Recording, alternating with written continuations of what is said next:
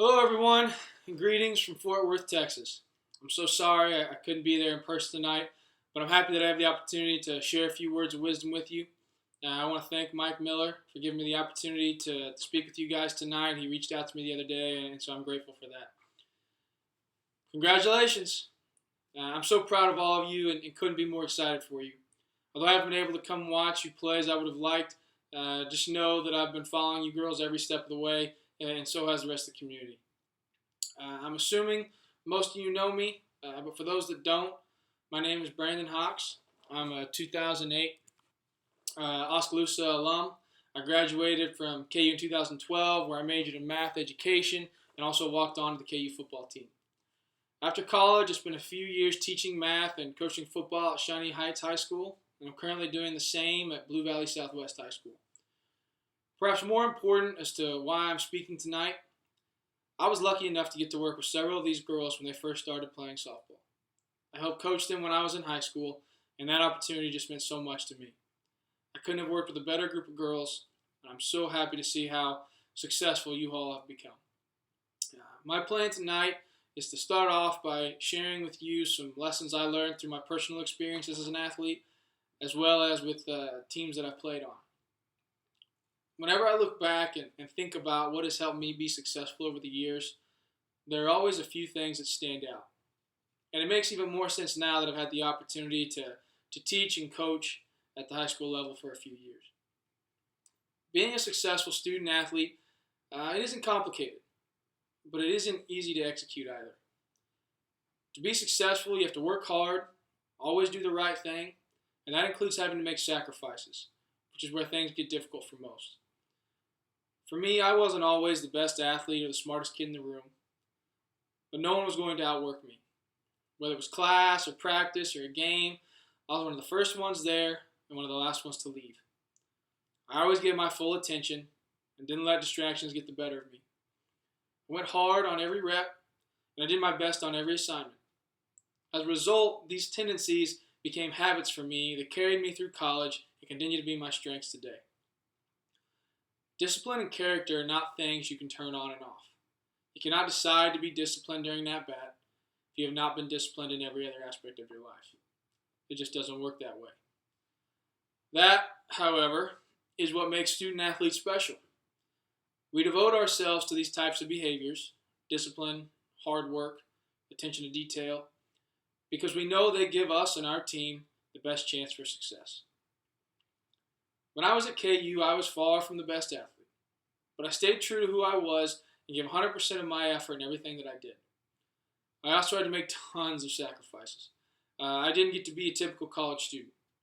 Couldn't go out with friends or stay up late playing video games because I had to study to get good grades. I had to work to pay for my school, and I had to rest to be ready for all those 6 a.m. workouts and practices. And it wasn't difficult because I knew what I had to do to be successful, but it definitely wasn't easy either. Then in training camp before my senior year, I experienced one of the greatest moments of my life. And I'm not an emotional guy, but this one definitely brought up some tears. Despite only knowing me for a very short time, Coach Charlie Weiss made the decision to award me a full athletic scholarship for my final year at KU. And now I was stunned because I barely knew the man at that point. And I met with him later that month, and he explained the whole decision-making process to me. He basically said several people who had been within the program during my time there didn't really give him a choice. They fought hard for me because they saw how hard I worked each and every day I'd been there. I had earned the respect of those around me. Living my life the way I did, with hard work and sacrifice, didn't guarantee me a scholarship. But I can tell you this. If I hadn't done all of those things, I never would have gotten one. Now, I know each of you is the same way. Otherwise, you wouldn't be where you are now. You worked so hard to get to this point and made so many sacrifices. And all for what? Similar to my scholarship, you weren't guaranteed a regional championship just for doing those things. You're not guaranteed a state championship. But as an athlete, you know that doing all of that helps you have the best chance possible to win. And that you wouldn't be here right now if you hadn't. When you ask yourself, is it all worth it? Just remember the way you felt when you won that regional championship. And then imagine what it's going to feel like when you win state? And that should answer that question. Successful teams are made up of a group of people that are committed to doing the right thing. They all do their part and are committed to each other. When you get this type of group, the possibilities are endless due to the fact that you've created a culture that fosters success. Not only are you training and sacrificing for yourself, you're doing it for the person next to you, who you know is working just as hard for you. I was fortunate to attend a coaching clinic recently where one of Nick Saban's assistants was speaking, and his message focused on how culture defeats strategy and talent. Teams with a culture like what we've discussed up to this point know who they are, and they stay true to that. My senior year at Oski, our football team made it out of districts for the first time in a long time. And it wasn't because we were more talented than other teams. But what we did do is we bought into our system, and everybody did their job to the best of their ability. We didn't run a lot of different plays on offense, but we believed in the plays that we were running. And we knew if we stuck with it, we would be successful, and we were. My freshman year at KU, we had a very strong group of senior leaders that led us the entire season. They held everyone accountable and helped us get to a bowl game and win. Then my second year, we started off 5-0 before we ran into some adversity. Some members of the team got into some altercations with the basketball team, and it proved to be a major distraction. The game after, we lost to the Colorado Buffaloes, and we never should have lost to them. But as soon as that happened, things started spiraling downward, and we ended up losing 7 straight games. And it wasn't because we were less talented than when we started. No, it was because we lost our identity. We didn't have a strong culture that year. People started trying to do too much, which led to mistakes, and people started caring more about themselves and didn't give everything that they had. Fast forward to when I'm coaching at Shawnee Heights, my second year on the varsity level, we had an extremely talented group of seniors. Nevertheless, we still faced our fair share of adversity.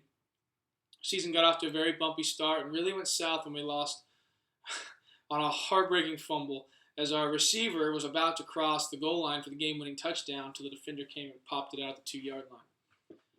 Despite our frustration, we trusted the process, and the very next week we went out and beat Topeka High, who was ranked number 2 in 6A. And from there, we just went on a tear. We went on a winning streak all the way to the state semifinals, where we lost to St. Thomas Aquinas on a missed extra point. Best finish in school of history. It was all created by a group of students who were committed to each other and willing to do things the right way. And perhaps the best example of this type of culture comes from your local Kansas City Royals. Just think about all the success they've had these past couple seasons. Specifically, think about all the times they came back from a deficit in a playoff game. This doesn't happen if they change their style of play when things get tough. They stayed true to who they were by doing what they had done all year. They played great defense, aggressive on the base pass, sacrificed for each other to bring in a run, and nobody swung for the fences, just tried to put the ball in play. I bring all this up because you can be certain about one thing as you start this final stretch towards your state title. You're going to face adversity. You're going to struggle to hit the ball. Another team might get off to a hot start. An error might give up a run. The pressure from this adversity will be amplified due to the situation, and that's what often hurts teams. They end up defeating themselves. But those are teams that don't have a culture like what we've discussed. When you face this adversity, stay true to who you are. Don't try and do too much. Everyone has a job to do. If everyone just does their job, regardless of the situation, you will be successful. Trust in what has gotten you to this point and let it carry you to a state championship. I'm so proud of what you girls have accomplished. No matter what happens, just know that you have an entire community, family behind you, supporting you, friends, alumni, family, all believe in you. For me, personally, there's never been a team I've believed in more. I know where you girls started and how far you have come. Your success wasn't given to you. You went out and earned it.